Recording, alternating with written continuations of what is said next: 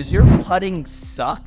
Are you in the middle of a putting slump? If so, I'm here to help. And trust me, I've been there myself, and I want to help you escape this putting hell as soon as possible. By the end of this video, I'm going to give you 5 proven tips to help you break out of a slump and putt with tiger-like confidence on the greens. If you're new to the channel, thanks so much for being here. My name's Michael Leonard. I'm a +2 handicap and the creator of Wicked Smart Golf.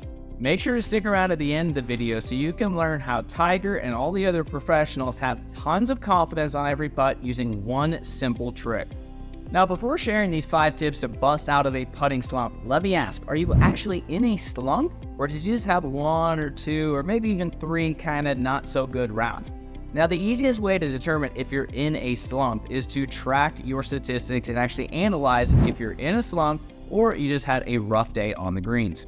Now, what you're going to want to do is go into your stat tracking app, whether it's Decade Golf, Arcos, or something else, and actually analyze your strokes gained putting. That's going to be the easiest way to determine if you're in a slump consistently and you need room to improve. If the stats show that you need help, keep watching so we can go through these 5 tips and finally have more confidence on the greens. Now, the first thing I recommend doing is recording your putting stroke. What I like to use is actually the iRange Sports Stick. It's my favorite device out there, and there is a 10% coupon code if you're someone that doesn't want to actually record your swing and stroke a lot better. Now, what we're going to want to do is start by, again, just recording it from down the line and face on. When reviewing my own videos, I always ask myself these questions about my putting. How does my path look? Is my head coming up too soon?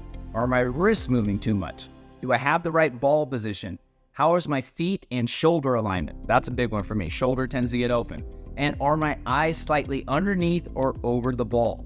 Usually with one video, and if you've been playing a little bit and you know your game, you can figure out if there's a setup issue that's already holding you back from playing your best. Oftentimes, it's one simple tweak at setup that's going to make a massive difference.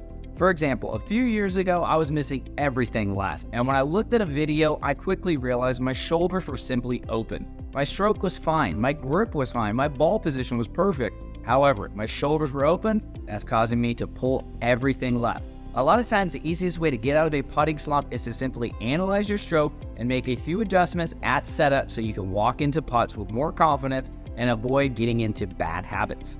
Now, the second way to get out of a putting slump is obviously sometimes we have some stroke issues that we need to work on. So if you watch your video and you see, there's some room to improve, this is where we need to try out some different training aids out there so you can practice with purpose and actually train yourself to have a more consistent putting stroke.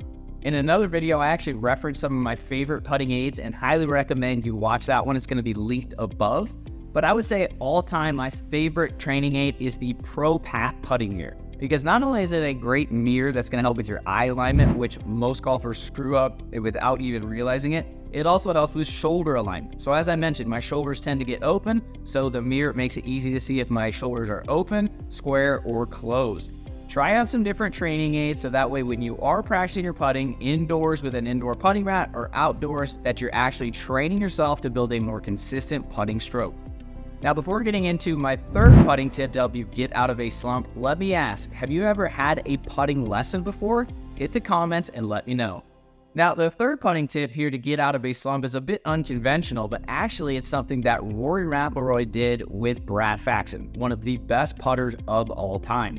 In fact, he was going through a big slump in 2020, so he started working with Brad and pretty quickly figured it out. As mentioned in a 2020 Golf Digest article, Rory had a lesson with Brad to help him get out of his own putting slump. When they went to the green, Brad had him bring a 5-wood, a sand wedge, and a putter.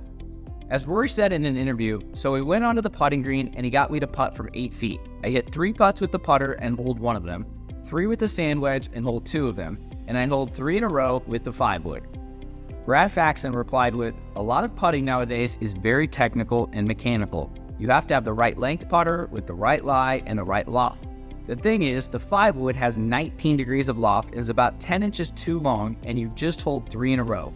That's what you need to get back to. It needs to be instinctive." Rory noted that the following week he had one of the best putting weeks of his entire career.